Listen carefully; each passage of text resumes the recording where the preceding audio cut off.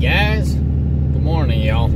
Hey, I just posted a video and it had all the nitty-gritty, or not nitty-gritty, but it had a bunch of little details.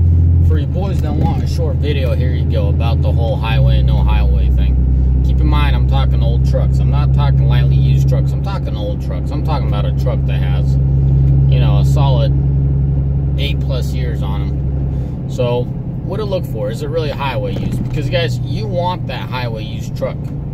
Because once you realize what a truck is and what a car is and what's the big difference about it, it's not just the size and the capabilities of them and what they can or can't do. It's the actual fact that it's a steel frame. You know, you change a few ball joints out, you fix everything as far as, you know, cosmetics won't bother you, and you're good.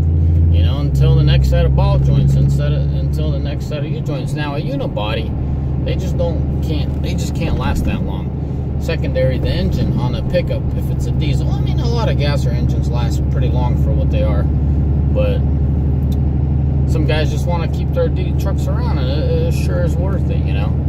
But anyways, the whole highway and non-highway thing, yeah, look at the interior. The best advice I give you, look at the interior, look at the body of the truck too.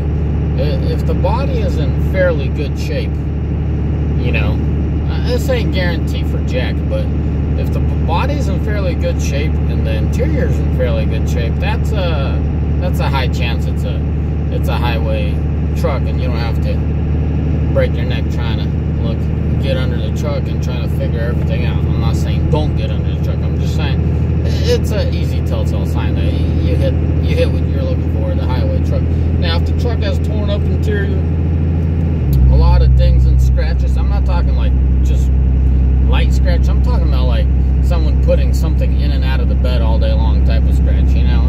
And I don't care if that truck,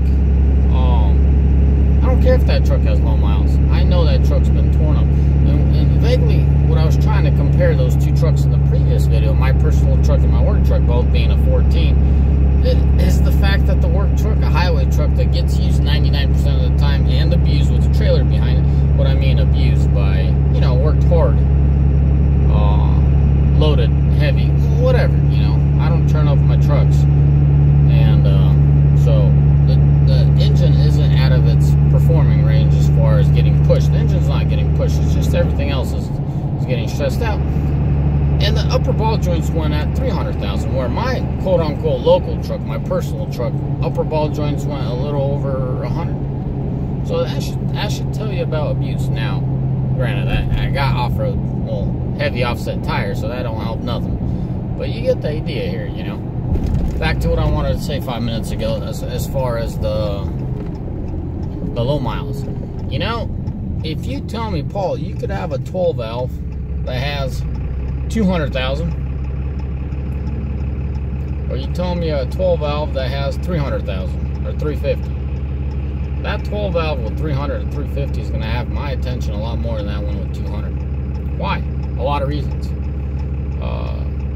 Something might have happened to the cluster. The cluster might have been replaced with that 200,000. Something might have happened to the truck itself. It had to sit around for a while. Who cares? Someone fixed it, great. But the biggie that really bothers me is oil leaks. And if a truck sits around and it really sat around for a while, you're gonna have a bunch of oil leaks, okay? Secondary.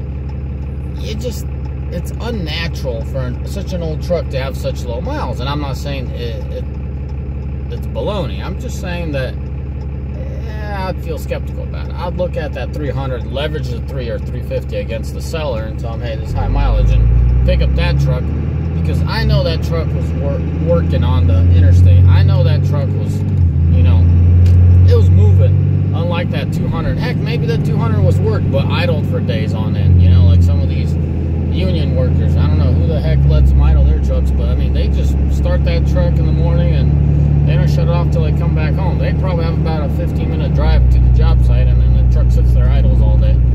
I feel like that's the main reason why these truck manufacturers start putting a time clicker instead of just the mileage. But anyways, that's the short gist of it, guys. Interior, exterior, is the biggest telltale sign. You know, obviously do your mechanicals. Y'all, you know, read the whole blow by. Start the truck, make sure it's hot. Open the valve cover. See if it's just pushing any compression. Now, second question: in what form is it doing? Is it pulsating or it's consistent? You know, so that's mechanics. I think I'll get into that another time. But the basics, you know, it's always 80-20. 80% comes easy, 20% comes hard type of deal. So for the most part, you get it covered with the shape of the truck.